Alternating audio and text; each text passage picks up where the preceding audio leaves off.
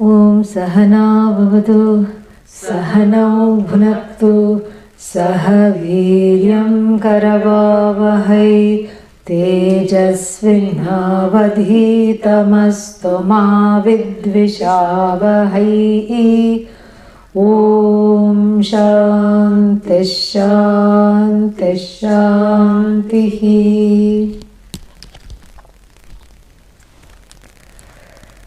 I was going to start saying Paramatma Dvayananda, but that is not the class. So we are going to practice Gananantva, and if you don't know where that is, open the chanting file. If you are just joining us and you haven't done that, you can just do this, okay? Yeah. Open that chanting file and it will be there. Om Gananantva Om Gananantva Ganapatigam Havamahe Ganapatigam Havamahe Kavim Kavinamupamashravastamam Kavim Kavinamupamashravastamam. Yeah, please chant as though you have had lunch, even though if you haven't, doesn't matter, Kavim Kavinamupamashravastamam Kavim Kavinamupamashravastamam Jyeshtarajam Brahmanam Brahmanaspatha Jyeshtarajam Brahmanam Brahmanaspata Anashrinvannotibhis siddhasadanam Anashrinvannotibhis siddhasadanam Anashrinvannotibhis siddhasadanam Anashrinvannotibhis siddhasadanam. Om Mahaganapataye Namaha. Om Mahaganapataye Namaha. Yeah, together. Om Gananantva Ganapatigam Havamahe Kavim Kavinamupamashravastamam Jyeshtarajam Brahmanam Brahmanaspata Anashrinvannotibhis siddhasadanam. Om Mahaganapataye Namaha. Now, there is no tea break between Brahmana, Brahmanaspata, Anash. Jyeshtarajam Brahmanam Brahmanaspata Anashrinvannotibhis siddhasadanam. Jyeshtarajam Brahmanam Brahmanaspata Anashrinvannotibhis siddhasadanam. Om Mahaganapataye Namaha. Om Mahaganapataye Namaha. Yeah, Nivedita had a question about this. What was your question? I didn't understand your email. Where do you think it should be going up? Some swara should be going up, you said. Where? In this chant or in another one? Namaha in the first and second. First and second. Which first? Yeah. Gananantva Ganapatigam Havamahe Kavim Kavinam Upamashravastamam Jyeshtarajam Brahmanam Brahmanaspada Anashrinvan. There is only one Namaha, right? Where is the other Namaha? Is anybody seeing two Namahas? Am I missing something? The last one is Om Mahaganapataye Namaha. Correct? Next shloka, Namaste astu Bhagavan. Don't worry about next one. Yeah, we are not there yet. Yeah. Next shloka, that is, it doesn't mean that it always has to Rudram. Next shloka is from Rudram. Yeah, it's not about correct or not. Yeah, it doesn't always has to go up. Don't think it has to go up. Because the Vedic swaras have different rules. It doesn't always have to go up. It is not always predictable. In Rudram, some of the namahas come down, some of the namahas go up. So don't worry about that. Okay? Yeah. However it is, we chant like that. Okay? Yeah. All right. One more time. Om Ganana Antva Ganapatigam Havamahe Kavim Kavinamupamashravastamam Jyeshtarajam Brahmanam Brahmanaspatana Shrinvannodebissidasadanam Om Mahaganapataye Namaha. Yeah, somebody was wanting to try last time. I think it was Varun. Let's see. Where is Varun here? Yeah, there you are. So you can try chanting this if you would like.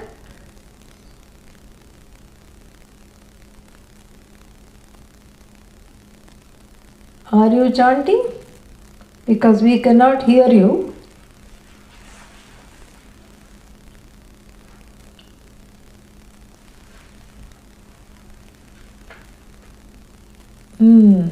Still cannot hear you. Yeah, some more work needed with the settings of the computer, I think. So that's okay. Another time we will try. And we'll try some other time. You can see what is going on. Maybe somebody can help. You can do that. Okay? Yeah. Sharada Stotram, we are going to practice. It's in the, I don't know what happened to my copy. No, but I also had the other one. That is better, I think. Thank you. I'll find it.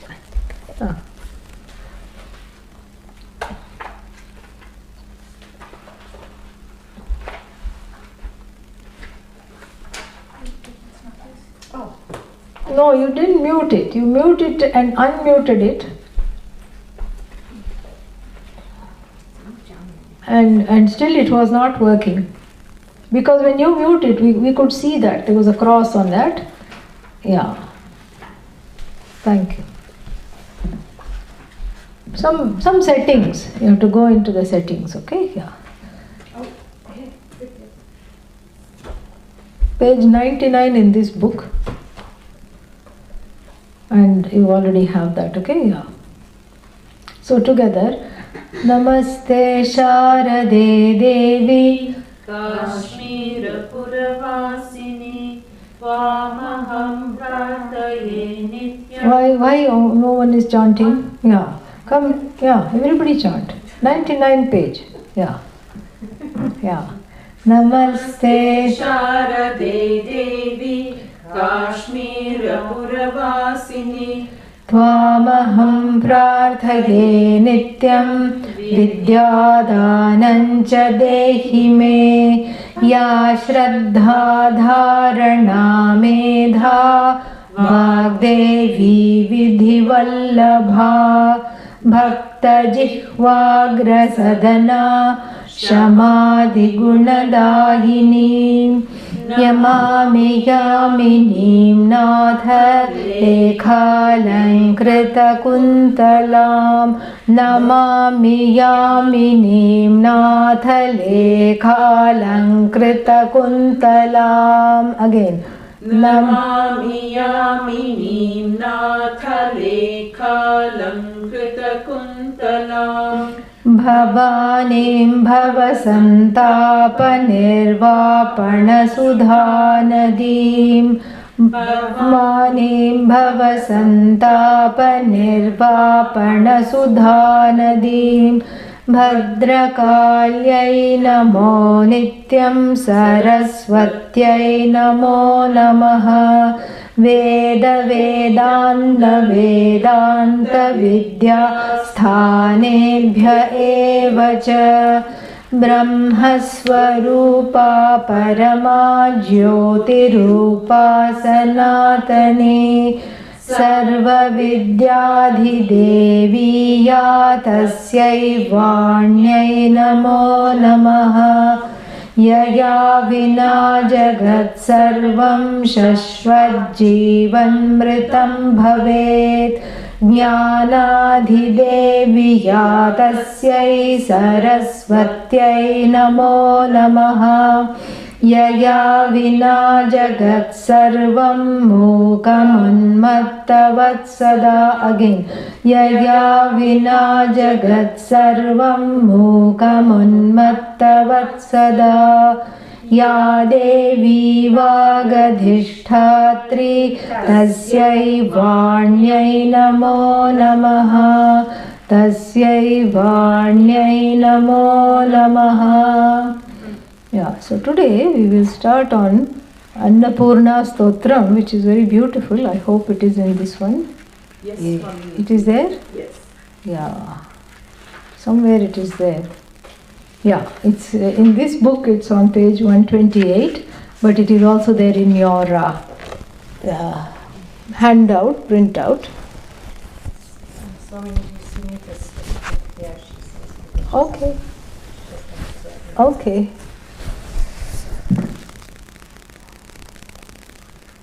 Very nice Ashtakam, 8, but actually it has 12 verses. But Annapurna, and it's a beautiful story.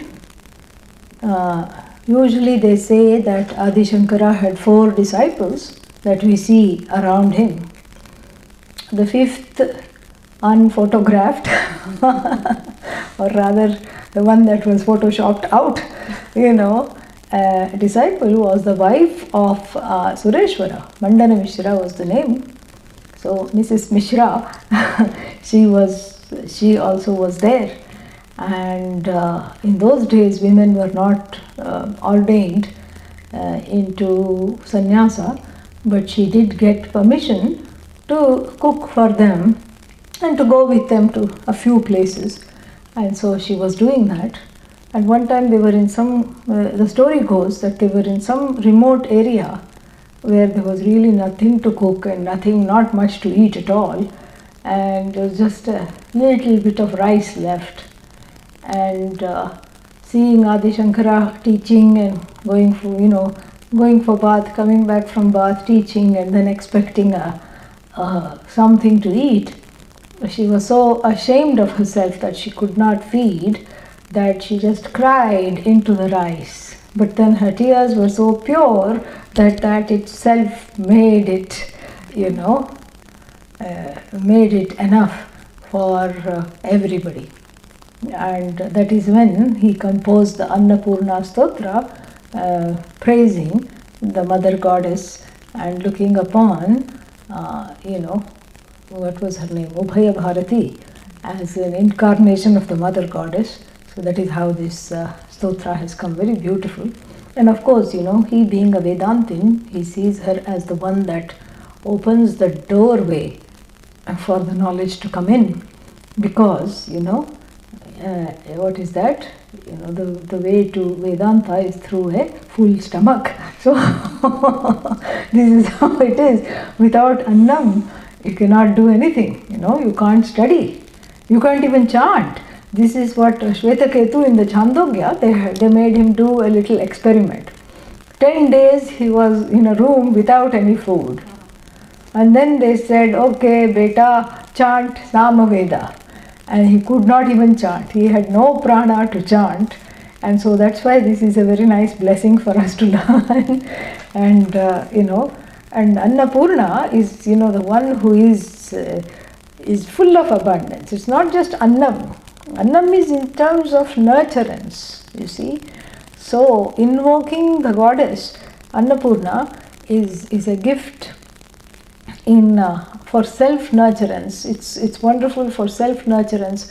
It's wonderful for nurturing others, because somewhere along the line in that continuum there are blocks. You know, there are blocks in self-nurturance. You know, and this we see many times. People think, why should I have breakfast? You know, I'll just skip that. Why should I have lunch? I'll do something else. Or I'll just, I'll eat seafood. Seafood? Whatever I see. I'll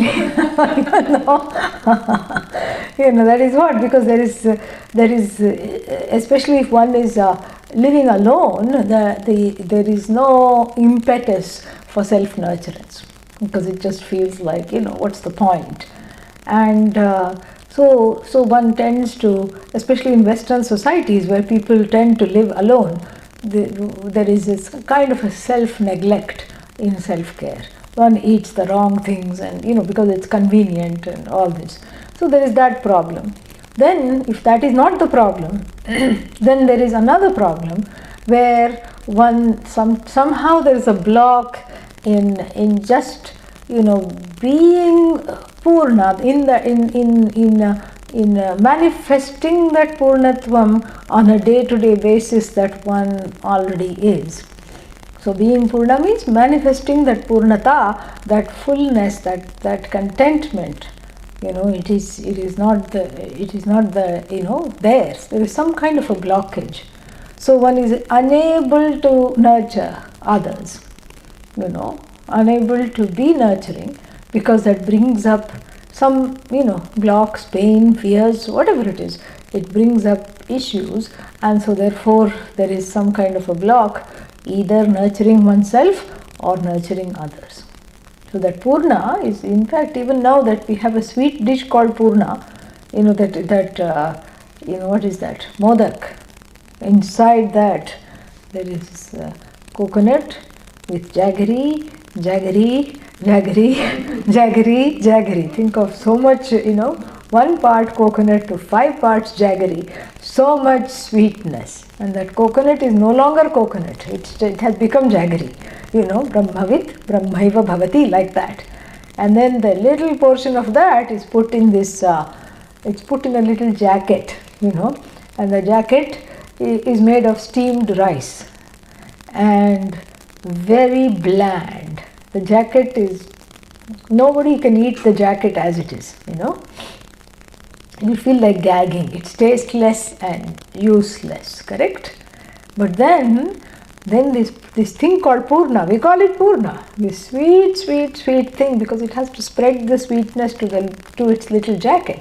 It's put in the jacket, and then it is nicely buttoned up and sealed, and then put in the steamer and steamed, called Modak. Modaka means that which is the cause of happiness. Yeah. So, that's why Lord Ganesha, expressing that fullness, is holding it in his hand, and and is happily, manifesting that fullness. And here that filling is called Purna. And then that filling, so when you eat the whole thing, that casing which was so bland and boring becomes sweet, because it has taken on that sweetness. Very beautiful, wonderful.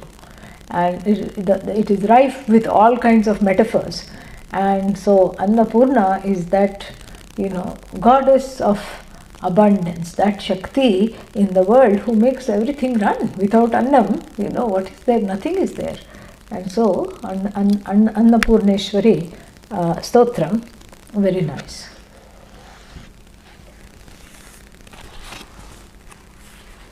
Nityanandakari Varabhayakari Saundarya Ratnakari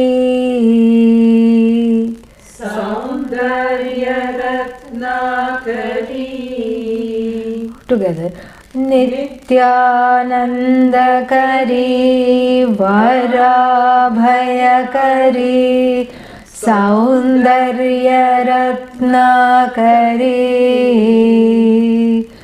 निर्धूताखिलघोरपापनिकरी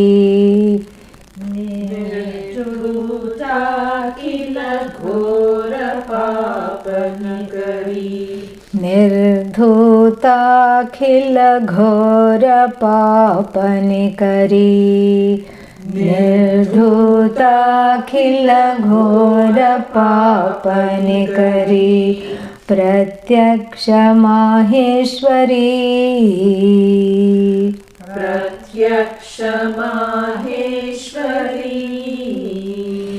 प्रालेयाचलवंशपावनकरी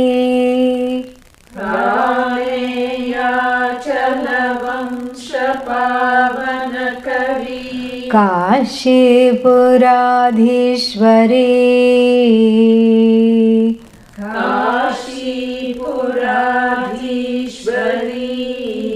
yeah, it's sounding a little flat. काशीपुराधीश्वरी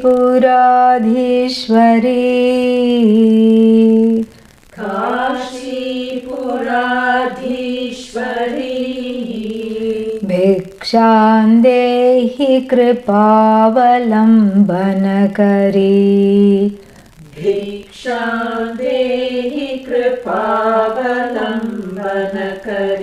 माता अन्नपूर्णेश्वरी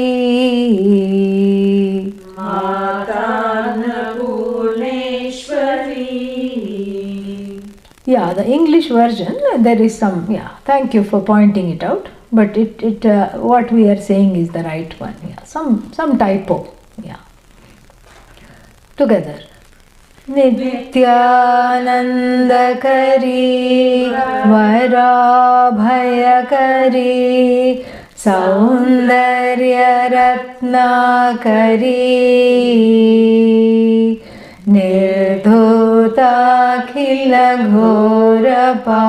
निर्धूताखिलघोरपापनिकरी प्रत्यक्षा माहेश्वरी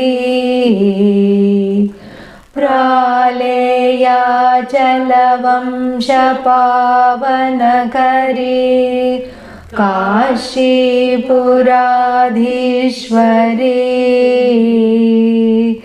भिक्षां देहि कृपावलम्बनकरी माता Annapurneshwari नानारत्न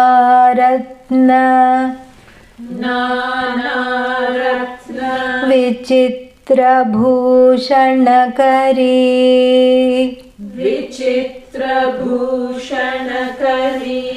नानारत्न विचित्रभूषणकरी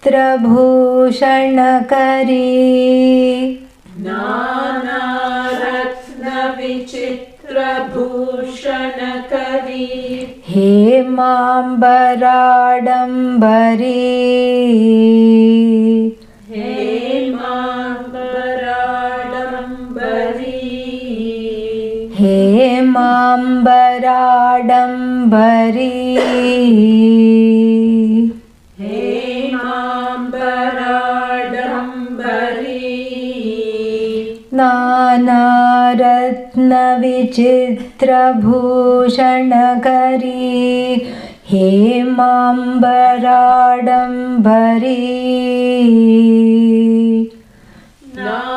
नानारत्न विचित्रभूषणकरी हेमाम्बराडम्बरी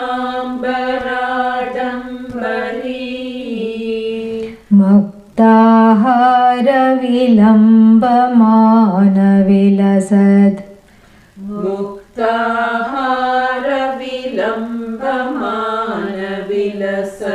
वक्षोजकुम्भान्तरी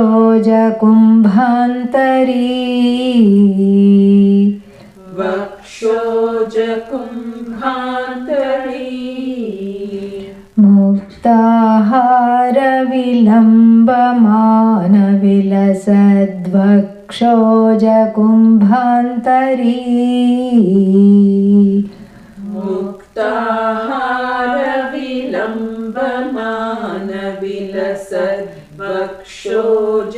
मुक्ताहारविलम्बमानविलसद्वक्षोजकुम्भान्तरी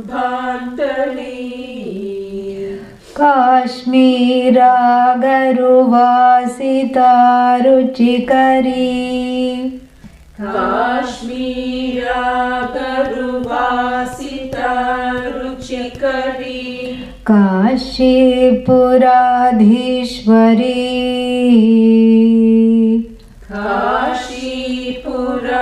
काशीपुराधीश्वरी काश्मीरागरुवासिता रुचिकरी काशीपुराधीश्वरी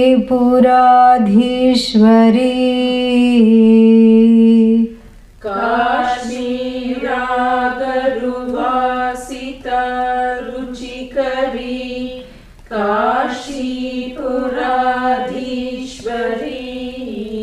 Together. भिक्षां देहि कृपावलम्बनकरी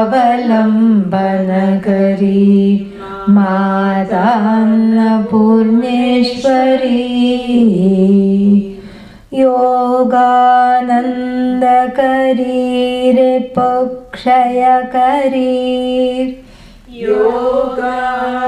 योगानन्दकरी रिपुक्षयकरी धर्मैकनिष्ठाकरी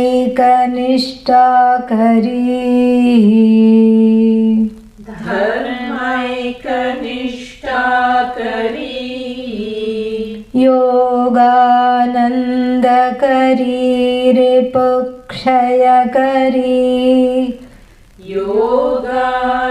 योगानन्दकरी रिपुक्षयकरी धर्मैकनिष्ठाकरी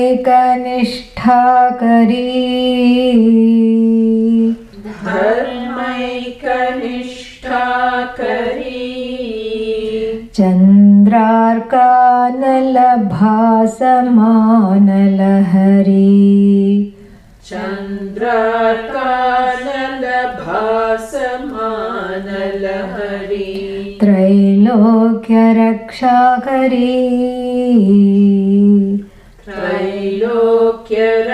त्रैलोक्यरक्षाकरी योगानन्दकरी रिपुक्षयकरी धर्मैकनिष्ठाकरी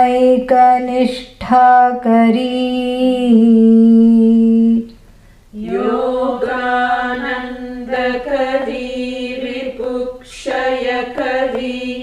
धर्मैकनिष्ठाकरी चन्द्रार्कानलभासमानलहरी त्रैलोक्यरक्षाकरी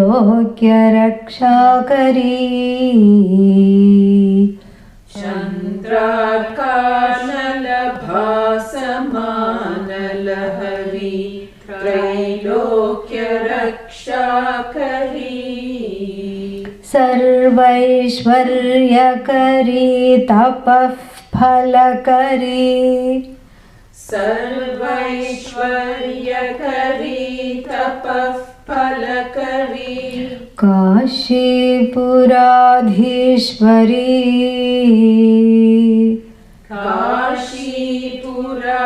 काशीपुराधीश्वरी भिक्षां देहि कृपावलम्बनकरी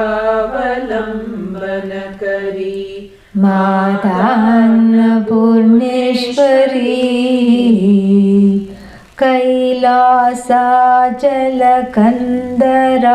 कैलासाचलकन्दरालयकरी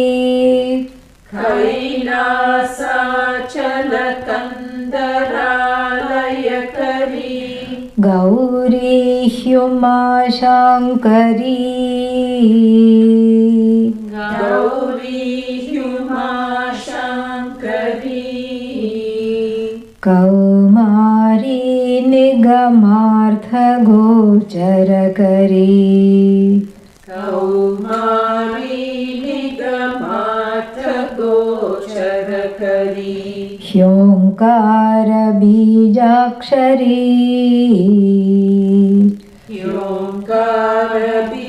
ह्योङ्कारबीजाक्षरी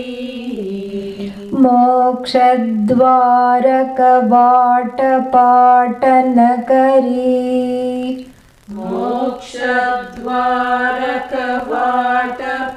मोक्षद्वारकवाटपाटनकरी काशीपुराधीश्वरी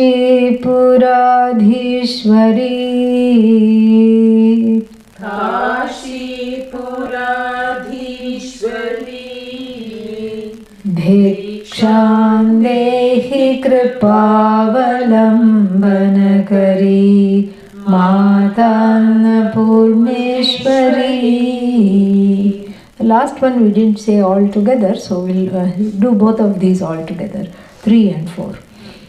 योगानन्दकरी रिपुक्षयकरी धर्मैकनिष्ठाकरी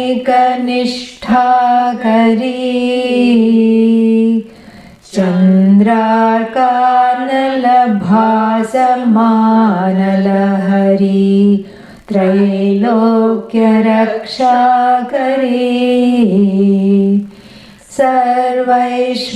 सर्वैश्वर्यकरी तपःफलकरी काशीपुराधीश्वरी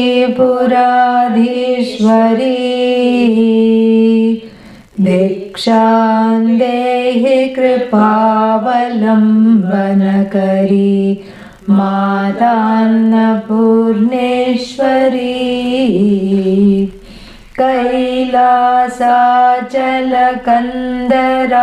कैलासाचलकन्दरालयकरी गौरी ह्युमाशाङ्करी कौमारी निगमार्थगोचरकरी ह्योङ्कारबीजाक्षरी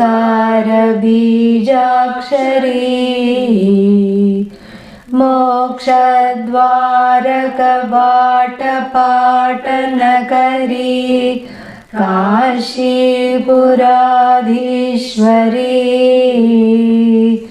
भिक्षां देहि कृपावलम्बनकरी मातान्नपूर्णेश्वरी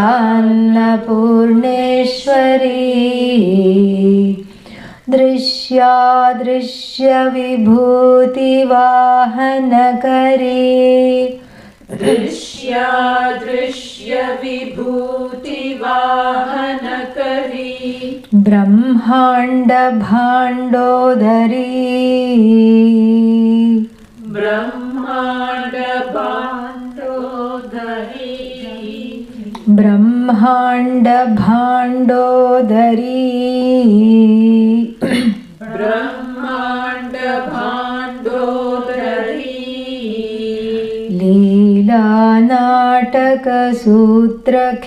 लीलानाटकसूत्रखेलनकरी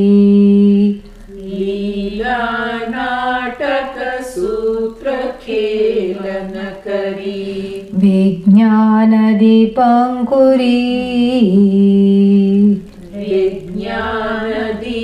विज्ञानदीपाङ्कुरी श्रीविश्वेशमनःप्रसादनकरी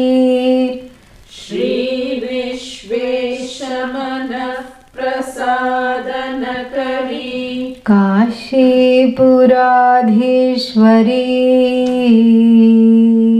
काशीपुराधीश्वरी भिक्षां देहि कृपावलम्बनकरी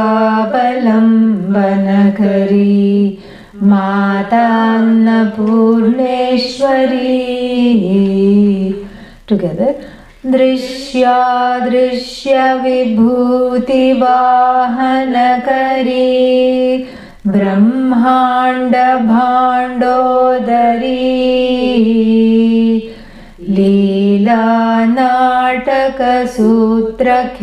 लीलानाटकसूत्रखेलनकरी विज्ञानदीपाङ्कुरी श्रीविश्वेशमनःप्रसादनकरी काशीपुराधीश्वरी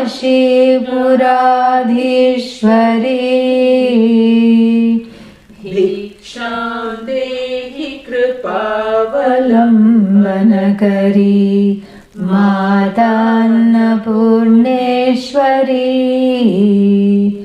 उर्वी सर्वजनेश्वरी जयकरी उर्वी सर्वजनेश्वरी जयकरी माता कृपासागरी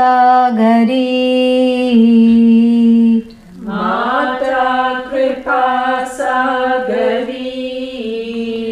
वेणी नीलसमानकुन्तलधरी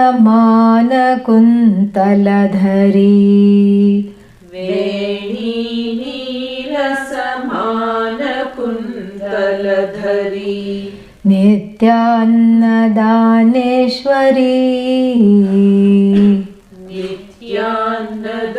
नित्यान्नदानेश्वरी साक्षान्मोक्षकरी सदा शुभकरी साक्षान्मोक्षकरी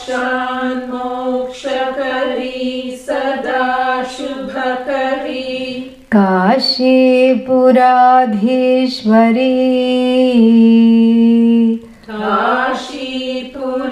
काशीपुराधीश्वरी भिक्षां देहि कृपावलम्बनकरी मातान्नपूर्णेश्वरी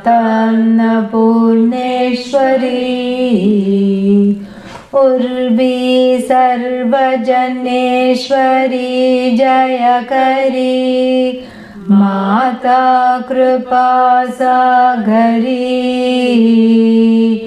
वेणी नीलसमानकुन्तलधरी नित्यान्नदानेश्वरी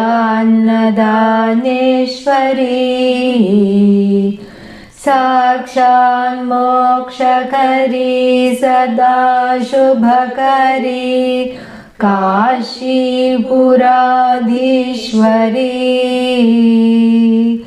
भिक्षां देहि कृपावलम्बनकरी मातान्नपूर्णेश्वरी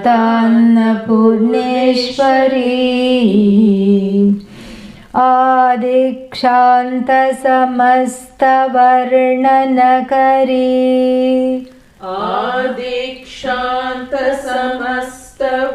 आदिक्षान्तसमस्तवर्णनकरी Adikshanta, there is a dvitvam there because it's a short vowel followed by a conjunct consonant. Adikshanta samasta varnanakari. Adikshanta samasta varnanakari. What happened? Adikshanta samasta varnanakari. आदिक्षान्तसमस्तवर्णनकरी शम्भोस्त्रिभावाकरी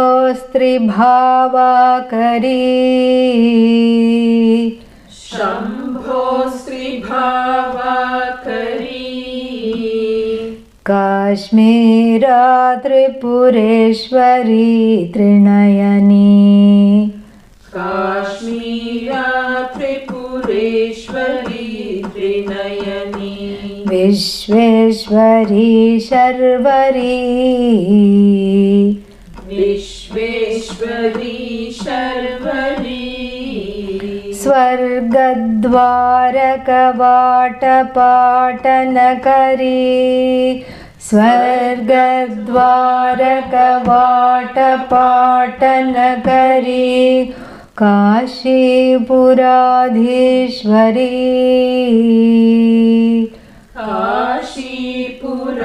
काशीपुराधीश्वरी भिक्षां देहि कृपावलम्बनकरी मातान्नपूर्णेश्वरी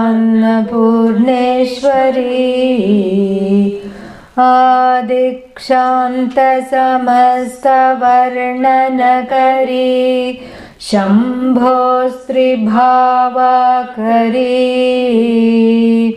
काश्मीरा त्रिपुरेश्वरी त्रिनयनी विश्वेश्वरी शर्वरी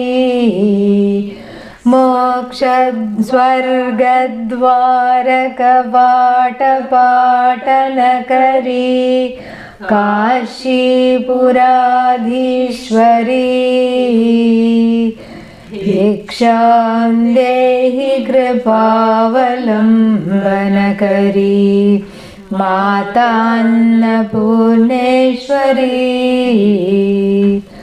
देवी सर्वविचित्ररत्नरचिता देवी सर्वविचित्ररत्नरचिता दाक्षायणी सुन्दरी दाक्षायणी सुन्दरी वामा स्वादुपयोधरा प्रियकरी वामा स्वादुपयोधरा प्रियकरी सौभाग्यमाहेश्वरी सौभाग्यमाहेश्वरी भक्ताभीष्टकरी सदा शुभकरी भक्ताभीष्टकरी सदा शुभकरी काशीपुराधीश्वरी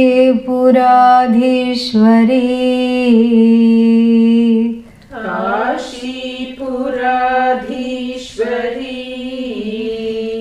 भिक्षां देहि कृपावलम्बनकरी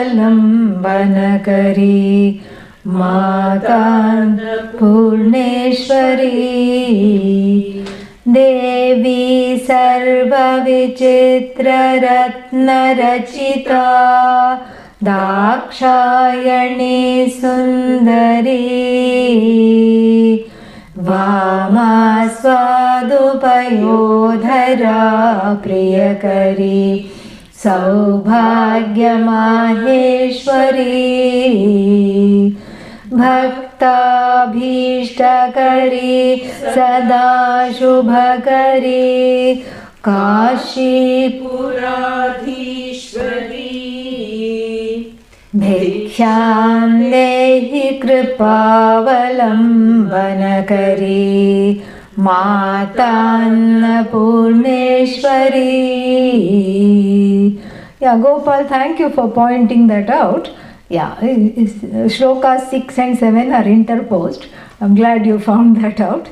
So, you can read accordingly. And then, what is that one? Mistake in Nigamartha Gocharatachari. Yeah. Yeah, swapped with another shloka. Yeah. Looks like there is a lot of problems with it. Don't bother. Yeah, you make the corrections. It's enough. Yeah. I don't plan to use it again. You make the corrections. Yeah. Doubt in the second, Nana, Kashmira Garu Vasita Ruchikari. Can you please repeat? Where are we? That is, I think, the second shloka. Nana Ratna Vichitra Bhushanakari. Nana Ratna Vichitra Bhushanakari Hemambaradambari Muktahara Vilambamana Vilasad Vakshoja Kumbhantari Kashmira Garuvasita Ruchikari Kashi-puradhishwari Bhikshan dehi kripavalambanakari Matannapurneshwari. Tangaru has to be taken as Taru. Where is Taru? Nana Ratna Vibhushanakari Hemambaradambari Muktahara Vilamba Manavilasad Vakshoja Kumbhantari Kashmiragaru Vasita. Yeah, Kashmiragaru Vasita Ruchikari Kashi Puradhishwari. Yeah. Kashmira Garu Vasita Ruchikari. Mistake in Sanskrit text. Okay. Yeah. Thank you for, yeah, looks like there are a lot of mistakes. Yeah. So, sometime we'll correct and send. Okay? Yeah. You know, Nivedita, I'm going to give you the duty of please correcting the Sanskrit and English and then send it to me. Yeah, in email. Okay? Yeah. Don't send me the mistakes, send me the corrected version. That will be so helpful. Thank you. Thank you very much. Okay. All right, next one. Chandrarkanala koti koti sadrishi. Chandrarkanala koti koti sadrishi. Chandramshu bimbadhari. Chandra चन्द्रांशुबिम्बाधरी चन्द्रार्काग्निसमानकुण्डलधरी चन्द्रार्काग्निसमानकुण्डलधरी चन्द्रार्कवर्णेश्वरी चन्द्रार्कवर्णेश्वरी माला पुस्तकपाशसाङ्कुशधरी माला पुस्तकपाशसाङ्कुशधरी काशीपुराधीश्वरी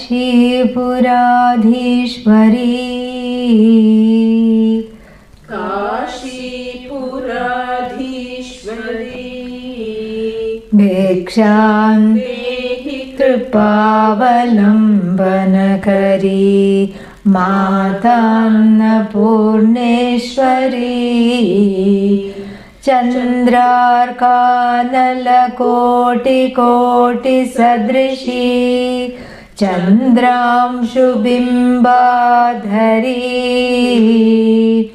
चन्द्रार्काग्निसमानकुण्डलधरी चन्द्रार्कवर्णेश्वरी माला पुस्तकपाशसाङ्कुशधरी काशीपुराधीश्वरी भिक्षां देहि कृपावलम्बनकरी मातान्नपूर्णेश्वरी क्षत्रत्राणकरी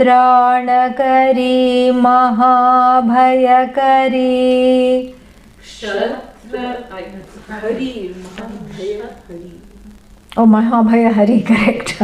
Not Maya, Mahabhayakari. It's the opposite meaning. Yeah, Mahabhayakari means the one who gives great fear. Hari means she hurries it away. Yeah, she takes it away. So yeah, because there were so many curries, curry this, curry that. This one also by default it became curry. Okay, Mahabhayahari. All right. Yeah, in English it is given as Mahabhayakari. No, it is not. That's why we are very happy that you are going to correct everything and then next week we will upload. Please send it, some time in the next 2-3 days. Then, we will upload it, okay? Thank you. That's an easier solution. So it feels like tripping on this verse because there are a lot of dvitvams, doublings. Kshatratraanakari, kshatratraanakari, kshatratraanakari, kshatratraanakari, kshatratraanakari, Mahabhayahari, Mahabhayahari, Mata Kripa Sagari,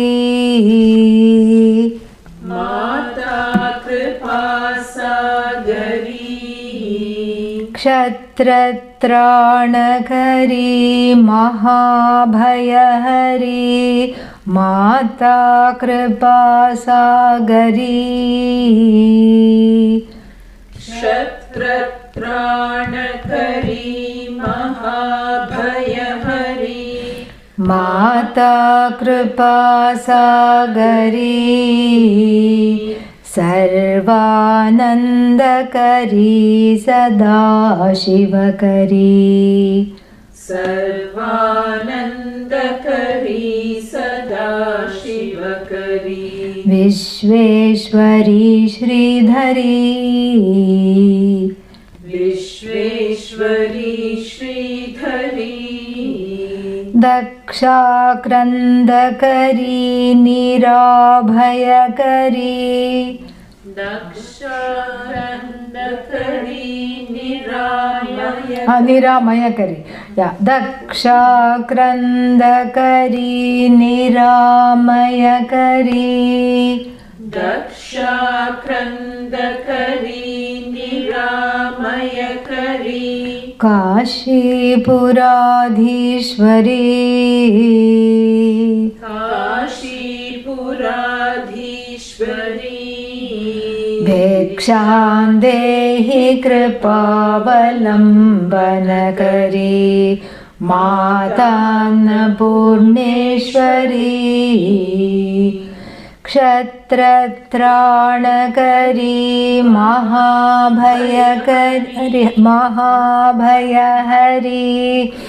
क्षत्रत्राणकरी महाभयहरी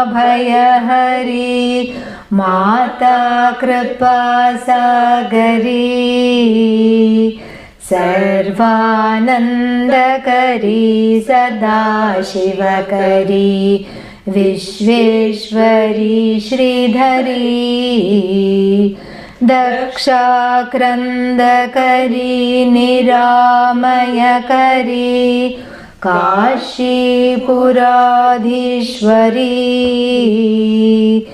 भिक्षां देहि कृपावलम्बनकरी मातान्नपूर्णेश्वरी. Now tune change for the next two. अन्नपूर्णे सदा पूर्णे अन्नपूर्णे सदा पूर्णे शङ्करप्राणवल्लभे शङ्करप्राणवल्लभे ज्ञानवैराग्यसिद्ध्यर्थम् ज्ञानवैराग्यसिद्ध्यर्थम् भिक्षां देहि च पार्वती भिक्षां देहि च पार्वती माता च पार्वती देवी माता च पार्वती देवी पिता देवो महेश्वरः पिता देवो महेश्वरः बान्धवा शिवभक्ताश्च बान्धवा शिवभक्ताश्च स्वदेशो भुवनत्रयम् स्वदेशो भुवनत्रयम् Together. अन्नपूर्णे सदा पूर्णे शङ्करप्राणवल्लभे ज्ञानवैराग्यसिद्ध्यर्थम् भिक्षां देहि च Parvati. The cha has to, it's you cannot enunciate it separately. Bhikshaan dehi cha parvati. Bhikshaan dehi cha parvati. Together. Mata cha parvati devi. Pita devo maheshwaraha. Bandhava shiva bhaktascha. स्वदेशो भुवनत्रयम्. ॐ पूर्णमदः पूर्णमिदं पूर्णात् पूर्णमुदच्यते पूर्णस्य पूर्णमादाय पूर्णमेवावशिष्यते. ॐ शान्तिः शान्तिः शान्तिः. हरिः ॐ श्रीगुरुभ्यो नमः. हरिः ॐ.